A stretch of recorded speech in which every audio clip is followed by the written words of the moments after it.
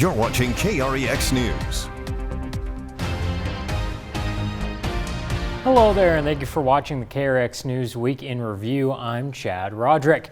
Now, in local crime, on Thursday, the Grand Junction Police Department received a call about an individual with an active felony residing on the 600 block of South Avenue.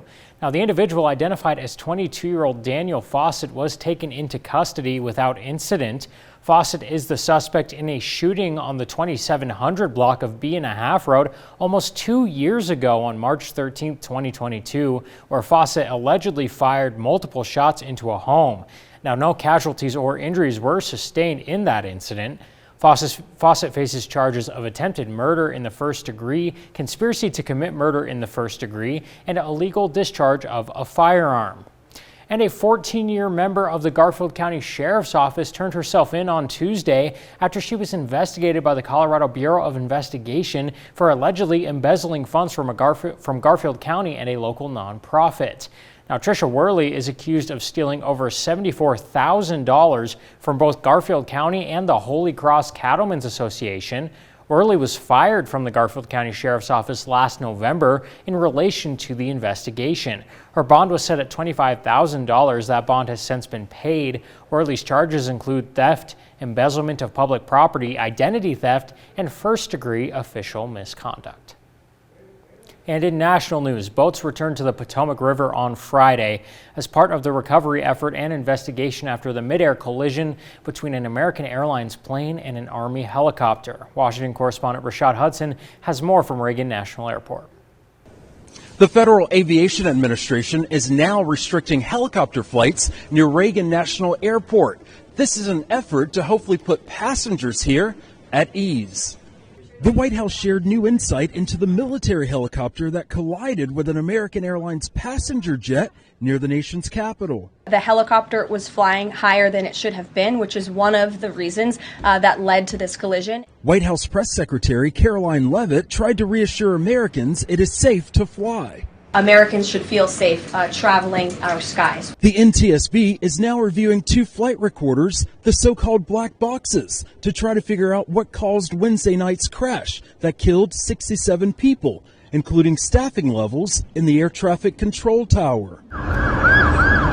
Police boats were back out on the water Friday, trying to recover more victims. This has been a tough response for a lot of our people. While victims are being recovered, the wreckage of the American Airlines plane and the military helicopter will need to be removed. The salvage crews have begun to arrive on the scene, and they're assessing the work that's going to be needed to recover the aircraft from the water. We're learning more about the people who lost their lives in the crash: mothers and fathers, sons and daughters, friends, and service members. The NTSB says it expects to release a preliminary report on the crash in the next 30 days. Reporting from Reagan National Airport, Rashad Hudson, back to you. Thanks, Rashad. Now, this week in local news, Glenwood Springs hosted a range riding class, which teaches people how to protect their cattle from predators. This comes after more gray wolves were recently released into western Colorado. Timber Schumann shows you what attendees took away from the class. Gray wolves, also known as timber wolves, can travel up to 30 miles in a single day, according to NPS. On January 19th, CPW completed the second round of their wolf reintroduction, dropping off more wolves from British Columbia. 29 wolves now roam Colorado, and according to CPW's latest map, they are located in 3 main spots. Cattle owners worry about the fate of their livestock as wolves start to spread, but a training held in Glenwood Springs Thursday aims to teach these ranchers about something called range riding. What does a successful range rider do? What does it look like? How does this look in other states? CPW conflict coordinator Adam Baca tells me range riders watch over livestock as a guard to protect against predators. The overwhelming message I've heard when I've had attendees talk to me is saying this is timely, this is providing a good perspective. Over 100 people attended this one-day class. I take care of cattle for a living. I'm a range rider already. I'm here doing some networking and then learning some new skills. And it's a lot of good information that you can take home. I think we're all in the same boat. We're all on the same team. We all want to pursue the same goals. So we're all in it together, trying to keep the land healthy as well as have them support their livelihoods. I want to thank the producers and the agricultural community for continued engagement, continuing to show up. At this time, there is not another one-day event scheduled, though a 4-day field course will take place in April. Tim Schumann, KREX. New data shows that while Colorado students are doing okay, most students in the country are severely behind. The National Assessment of Educational Progress showed that Colorado 4th and 8th graders ranked above the national average, but they're still behind and struggling to catch up to where they were in 2019. Nationally, reading scores went down across the board, and low-performing districts had their worst reading scores in over 30 years. Officials say that number is part of a decline that we've been seeing since the pandemic. And in further education news, at the start of the 2024-25 school year, District 51 implemented new policies centered around limiting cell phone use in the classroom. And now they're being rewarded for it. Jeff Hinkle has more. It all stems from the phrase, more social, less media. We're all guilty of it, myself too. When I get coffee in the morning, I go to Kiln and I make my order, and it's so easy to just pull out your phone and ignore the rest of the world. And so when we can actually put these things down and we are more social with one another and having one-on-one interactions, that's what we want for our kids as well. Mesa County School District 51 put in new guidelines for cell phone use in the classroom at the beginning of this school year. And so far, the returns seem promising. So nothing's perfect, but I would say this is as close as perfect as you can get. It's been really great for our students, staff, and families. We've heard great feedback. Colorado Attorney General Phil Weiser announced grant awards to 7 school districts across the state for helping develop and test smartphone policies in schools. D51 was one of them. We are really appreciative that the Attorney General is putting money behind this initiative. It's not just talk, it's actually dollars behind it. And so I appreciate him and his office for supporting schools, supporting school districts across the state. And we're really excited to see where these dollars will go and the impact it'll have on students in a positive way.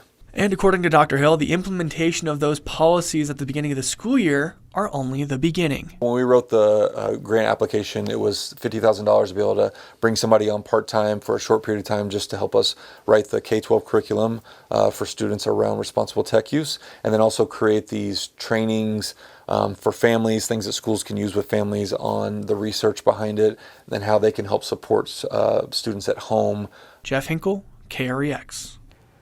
And this week was the first coffee with the Grand Junction City Manager, Mike Bennett, who took over the role back in December. In his first sit-down with the community, he discussed the hot topic of 4th and 5th Street, along with many other projects. Kyle Kawamoto has more.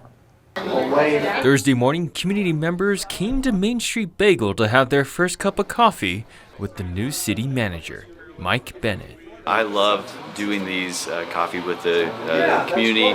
It's something I've done throughout my career. Residents, members of local nonprofits, Police Chief Matt Smith, along with Transportation Director Trent Prawl, were in attendance to talk about the issues in the city, from the 4th and 5th Street project to looking at cameras for controlling speeding violations. And those types of things that people really care about, and hearing their opinions, hearing some great feedback, and also explaining some updates that's recently been reported on what we're doing with some of these projects. Bennett brought residents up to date about the changes on the controversial lanes. We're going to go for the next phase of the pilot. There will no longer be parallel parking in between the driving lane and the bike lane. We were finding some issues in the intersections with that. Weston Slope now talked with a couple of attendees who spoke about the situation of 4th and 5th Street. And one of the suggestions was about adding speed bumps. My thought was, well, why didn't we put up speed bumps? Because that seems logical that you slow people down. But there can be an issue with the speed bumps. What I do know about the speed bumps is that, the ones on 1st Street impact the homeowners, because the drivers speed up to the bump, put on their brakes, go over the bump, and then gas it. I asked Nancy if she felt like she got her message across to city officials, and she tells me, I absolutely felt like my voice was heard, and I would like to see more of these meetings. Kyle Kawamoto, KREX News. And a couple of weeks ago, Tim Schumann shared with you the story of a family affected by the Eaton fire in California, along with the GoFundMe they had set up for their son. After that story aired, the community rallied together to change this family's life. At least 8 fires are now burning in Southern California. As flames devour most of the state, it leaves a wake of destruction along the way. As the the smoke clears and adrenaline drains, residents in Altadena finally get a clear view of what's left behind. The damage is so severe. It's a hurt that you cannot explain. You know, it's something that you can only feel. I don't know what's worse, the fact that I lost my house or the fact that my entire town is gone. This is Jaden Braley's house, who shares it with his wife and mom. You know, I'm very grateful that we all made it out okay. It's a position no father wants to see their son in, especially from 1,000 miles away. He had been out of work since they were evacuated. They are looking for a place to live. Now it's just a matter of waiting. He just went back to work yesterday. Jaden's family almost immediately set up a GoFundMe with a goal of $9,000. As of yesterday, it was almost $20,000. And I will forever be thankful. Every morning we'd wake up and look, and there was more in there, and it brought every single one of us to tears. Really like to thank the community for caring enough about my kid and his family to help him out. Fire took almost every possession Jaden has, but not his spirit, not his family, and not his kindness to help his neighbors. Tim Schumann, KREX. If you would still like to donate to Jaden, go to westernslopenow.com for a link to the GoFundMe. And that does it for your Western Slope Week in Review. I'm Chad Roderick, and for news, weather, and sports 24 hours a day, make sure you visit westernslopenow.com.